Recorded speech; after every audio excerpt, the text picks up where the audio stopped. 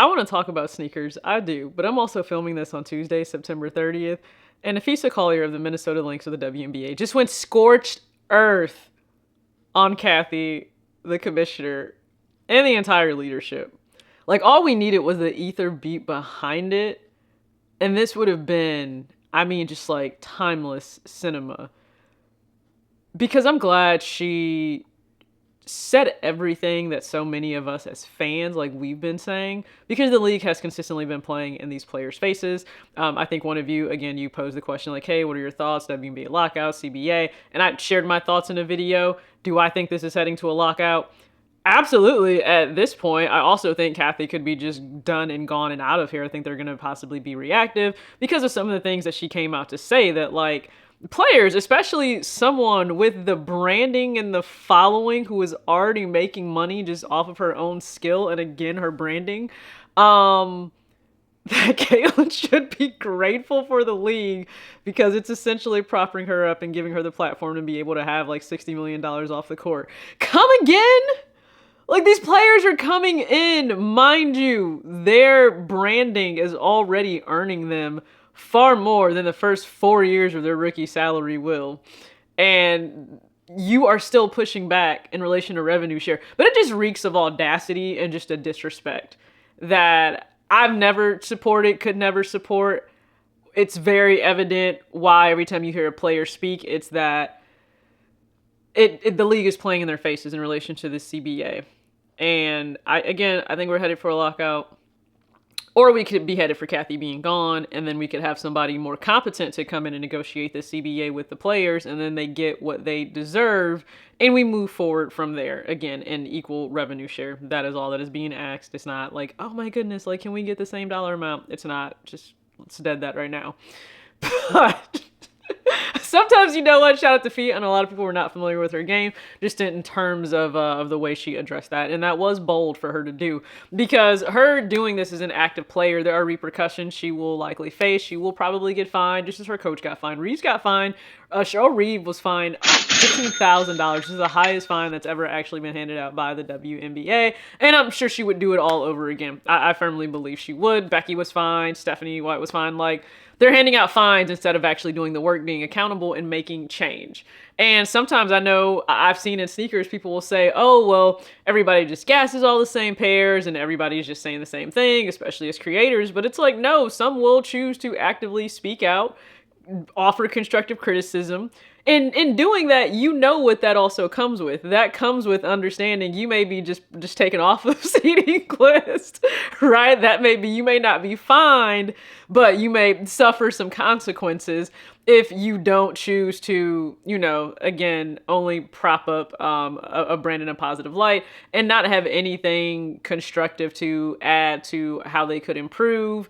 Or again, it's always going to be your subjective opinion, but you know that that always comes with some risk. And as long as you're willing to accept that, then I say speak your truth and say the things that are on your mind. So I've certainly done that before. I'm no stranger to that, to the point where, you know, sometimes it rubs people the wrong way. And you guys will see, I think, in an upcoming video, because I'm probably going to get this one out first, but you'll see in an upcoming video where I posed the question, like, on Instagram, like, are you the sneaker? Because when something is criticized as, we'll get to the criticism, but when it's criticized, people will take such offense to it. And I do often wonder, like, are you the sneaker? Is this why you're taking such offense to it? Like, you're not the sneaker, you're not the actual brand. Because, I mean, pay attention to the fact a lot of the people that are in these comments that feel some kind of way about you either passing on a shoe, saying a shoe feels mediocre, it feels like low-hanging fruit, I don't understand the hype, this is truly manufactured FOMO. The people that are grandstanding in the comments, they don't work for the brand.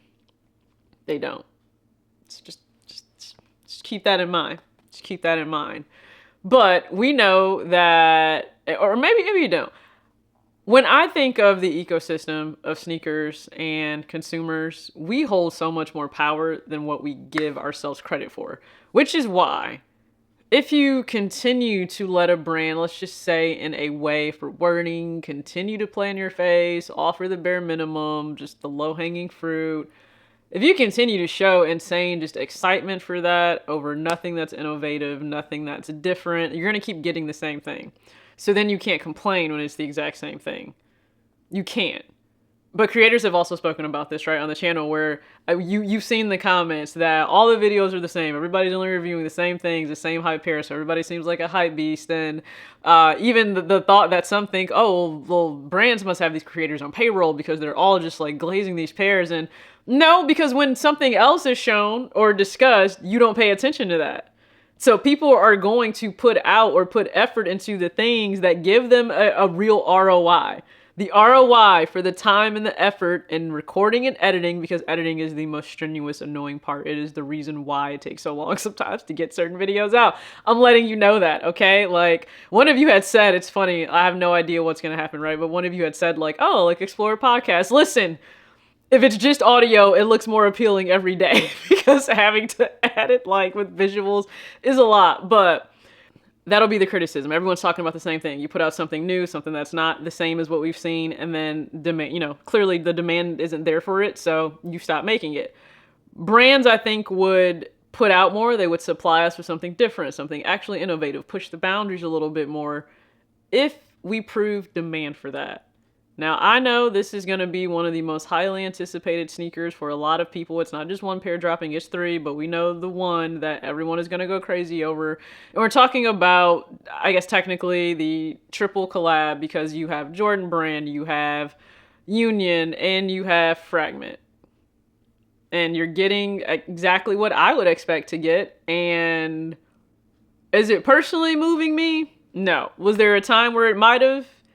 Yes, there was also a time where I thought I would pay resale for any of the Union pairs. No. Now, if you wanted the Union Jordan 1 that dropped earlier this year in 2025, shocking to me on my bingo card, it's like barely above retail on StockX. I mean, you got to go through all the fees, so let's just add, I don't know, another $50 to that. But if you want it, it's certainly there for far lower than its predecessors went for. I think that does speak to, I don't know, maybe some of the lore, like, subsiding. But I think it's just going to ramp back up. I think people will still go crazy and lose their minds over this Fragment and this Union collab. But then they'll complain that this is just the same old, same old. Stop buying the same old, same old then, right? And understand in the context, that's not me saying you shouldn't go for this shoe. What I'm saying is, in a bigger picture sense, if you continue to accept the bare minimum, what do you think is going to happen? What do you think is going to happen? Why wouldn't they continue to put it out? You're accepting it. You're paying the price. You're probably going to pay a higher price than what the previous collaborations have been at, just by default, the way inflation works. You're probably going to pay a higher price. So if you want better, you actually have to demand better. You show you're demanding better by how you're spending and again, what you're supporting. So it's not a bad design at all. It's just, really? Like it's just that's the thought. That's the thought. Like, really? This is it. This is what we came to the table with. Nothing more. Because they'll eat it up. I mean, they will. They will. Can't argue there. So yeah, just wanted to get some of my thoughts out. Again, Phee went scorched earth. I love it. I really do. I need these players to stand on business like they never have before when it comes to these CBA negotiations. And again, demand what they're worth. And sometimes I wish consumers did that more as well in footwear. I do. Do I think it's going to happen? No, I don't. I know Mike Rich always says, like, hype moves in mysterious ways. This is going to be pretty predictable, though, that people are going to want this, but then again complain that we're getting the same old, same old. So that's all I got today. Again, I have a lot of other videos I need to edit and get out. I'm going to work on those because so much has dropped. I'm going to share my thoughts on the 9 pairs of Jordan 11s. Also a recent video going around because of Jordan 4s in an outlet. Boo-hoo. Yeah, we're going to talk about all of that. So I appreciate you tuning in. As always, act your age, not your shoe size. Trust me, it's game day. I need my aces to win a very big game 5. Peace.